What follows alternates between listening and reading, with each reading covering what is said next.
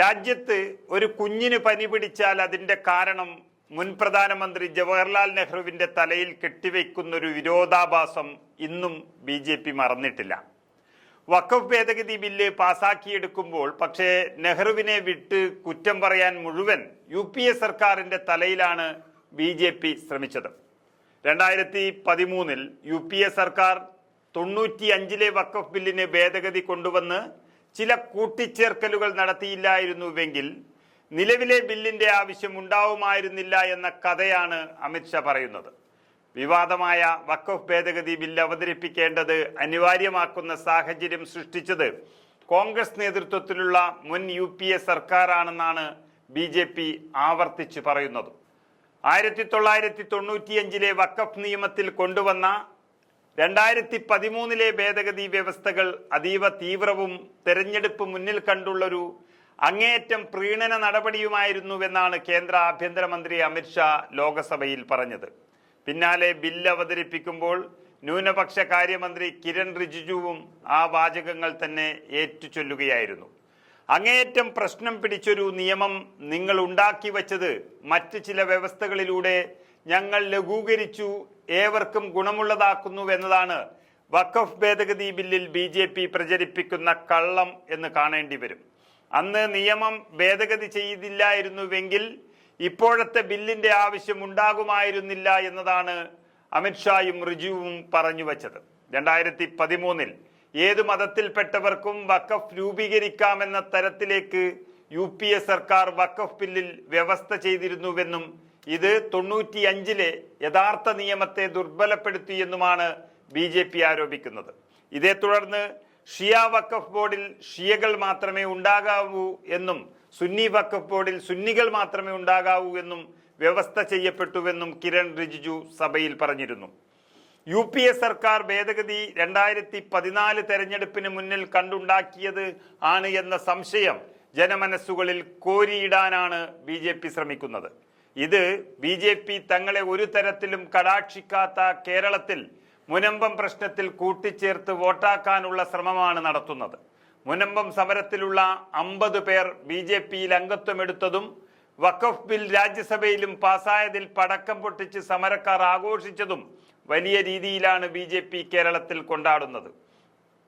സംസ്ഥാന അധ്യക്ഷൻ രാജീവ് ചന്ദ്രശേഖരും BDJSന്റെ അധ്യക്ഷൻ തുഷാർ വെള്ളാപ്പള്ളിയുമൊക്കെ മുനമ്പത്തെത്തി അവസരം മുതലാക്കാൻ ശ്രമിക്കുന്നുമുണ്ട്. അപ്പോഴും വഖഫ് ഭേദഗതി ബില്ല് മുനമ്പത്തിന് പരിഹാരമല്ല എന്ന കാര്യം ചർച്ചയാകാതിരിക്കാൻ ശ്രദ്ധിക്കുന്നുമുണ്ട് BJP. മുൻകാല പ്രാബല്യത്തോടെയല്ല നിയമം വരുന്നത് എന്ന് അമിത്ഷാ പറഞ്ഞത് സൗകര്യപൂർവ്വം മറക്കുകയാണ് ഇവിടെ എല്ലാവരും ചെയ്യുന്നത്. കോൺഗ്രസ് നേതൃത്വത്തിലുള്ള UPA സർക്കാർ അന്ന് ആ നിയമ ഭേദഗതി വരുത്തിയില്ലായിരുന്നുവെങ്കിൽ എന്ന BJP കുറ്റപ്പെടുത്തതിൽ അന്നത്തെ ഭേദഗതിയെക്കുറിച്ച് മനസ്സിലാക്കേണ്ട ഒരു കാര്യവുമുണ്ട്.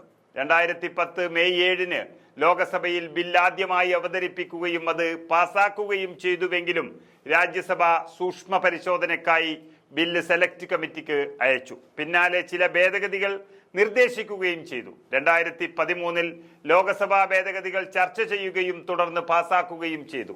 2013 വഖഫ് ഭേദഗതി നിയമം 95 നിയമത്തിൽ നിരവധി മാറ്റങ്ങൾ വരുത്തിയിരുന്നു.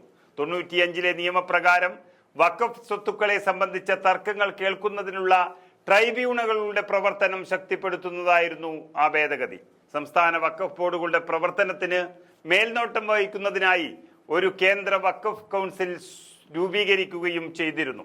സംസ്ഥാന വഖഫ് ബോർഡുകളുടെ സാമ്പത്തിക പ്രകടനം, സർവേകൾ, അധികാര പരിധിയുള്ള സ്വത്തുക്കളുടെ മേലുള്ള കയ്യേറ്റങ്ങൾ തുടങ്ങി നിരവധി ഘടകങ്ങൾ പഠിക്കുക എന്നതായിരുന്നു കൗൺസിൽ രൂപീകരിച്ചതിന്റെ ലക്ഷ്യം. 2013 അന്നത്തെ ന്യൂനപക്ഷകാര്യ മന്ത്രി സൽമാൻ ഖുർഷിദ് ലോകസഭയിൽ ഭേദഗതി ബില്ല് അവതരിപ്പിച്ചതിനു ശേഷം വഖഫ് സ്വത്തുക്കളുടെ കയ്യേറ്റത്തെക്കുറിച്ചായിരുന്നു പ്രധാനമായും ചർച്ചകൾ നടന്നത്. വഖഫ് സ്വത്തുക്കൾ നിയമവിരുദ്ധമായി കൈവശപ്പെടുത്തുകയോ വാങ്ങുകയോ ചെയ്താൽ 2 വർഷം തടവ് ശിക്ഷ ലഭിക്കാൻ സെക്ഷൻ 52 വ്യവസ്ഥ ചെയ്യുന്നതിനൊപ്പം വഖഫ് സ്വത്തുക്കൾ വിൽക്കാനും സമ്മാനമായി നൽകാനുമുള്ള വഖഫ് ബോർഡിന്റെ അവകാശം ഇല്ലാതാക്കുകയും ചെയ്തിരുന്നു ആ ഭേദഗതി. അതുപോലെ വഖഫ് സ്വത്തുക്കളുടെ സർവേക്ക് നിശ്ചയിച്ചിരുന്ന കാലയളവ് 20 വർഷത്തിൽ നിന്ന് 10 വർഷമായി കുറക്കുകയും ചെയ്തു.